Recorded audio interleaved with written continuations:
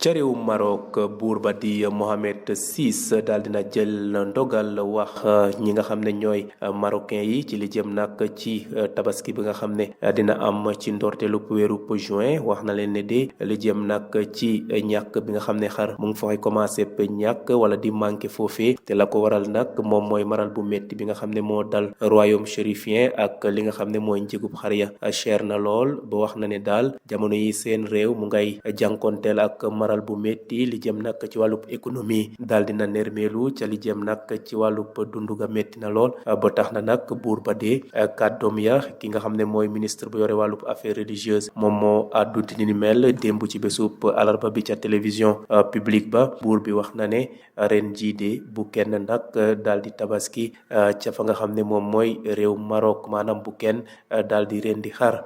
ñu fàttale nag ki nga xam ne nag moom mooy waajuram buurub Maroc ba woon di Hassan II defoon na wala jëloon na dogal di ni mel ci atum 1996 ginnaaw bu Maroc amee woon jafe-jafe ci li jëm ci seen wàllub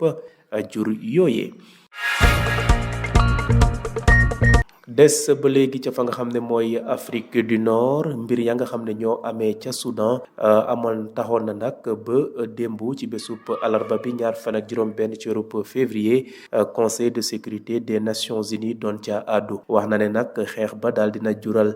jafe-jafe ñi nga xam ne ñoo nekk ci askan ba waaye it de am na it jafe-jafe ci li jëm ci wàllub dundu ak insécurité moo ca gën a doy waar ba tax na nag ñoom daal ñu ngi am tiitaange ginnaaw bu force de soutien rapide yooyu nga xam ne général Hamdan Dagalo moo leen yilif wax ne dinañu samp gouvernement parallèle bañ a topp ña nga xam ne ñoo yilif nguur ga jamono yi te ñu fàttale nag FSR yooyu daal ay ata ngi ni ñooy xeex ak troupe yi nga xam ne ñoo fidèle kii di général Al Burhan mi nga xam ne moo nekk njiitub réew Soudan ci jamono yi. jeexale xibaaru bitim réew yi ca fa nga xam ne moom mooy région des Grands Lacs ki nga xam ne nag mooy Corneille Nangaa mi nga xam ne mooy coordonnateur mouvement bu ñuy wax AFC M23 mouvement politico-militaire te waa Kigali di leen jàppale moom nag daal dina dem ville bu ñuy wax Bukavu nekk capitalu Sud Kivu fukki fan a ngi nii ginnaaw bu soldaaram yi wala rebellam yi daal di texee loxo la nga xam ne mooy ville boobee ñu gis ne nag avancé boobee nga xam ne AFC M23 mu ngi koy def ca fa nga xam ne mooy yoonu bëcc saalumub RDC jàpp nañ ne nag ñoom tegguñu tànk mukk ñu ngay wéy di gën a jëm kanam groupe boobee nag daal di teg loxo ville bu ñuy wax Minova nekk carrefour commercial bu am doole jam nekk ca bëcc ganaarub province boobee ñoom nag ci diggante weer rek jot nañu def lu tolloog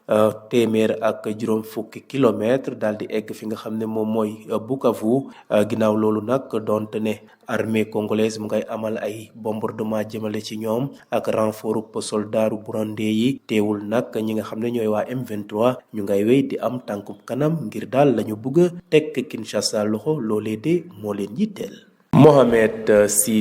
qui a le statut de commandeur des croyants musulmans au Maroc, a appelé la population à ne pas sacrifier le mouton lors de la fête de l'Aïd el-Kébir qui aura lieu début juin en raison d'une diminution du cheptel liée à la sécheresse qui a fait grimper les prix. Notre pays affronte des défis climatiques et économiques qui ont eu pour conséquence une régression substantielle du cheptel, a noté le roi dans un discours lu par le ministre des Affaires religieuses hier mercredi à la télévision publique, a rappelé que son père, le roi Hassan II, avait pris une décision similaire pour les mêmes raisons en 1996.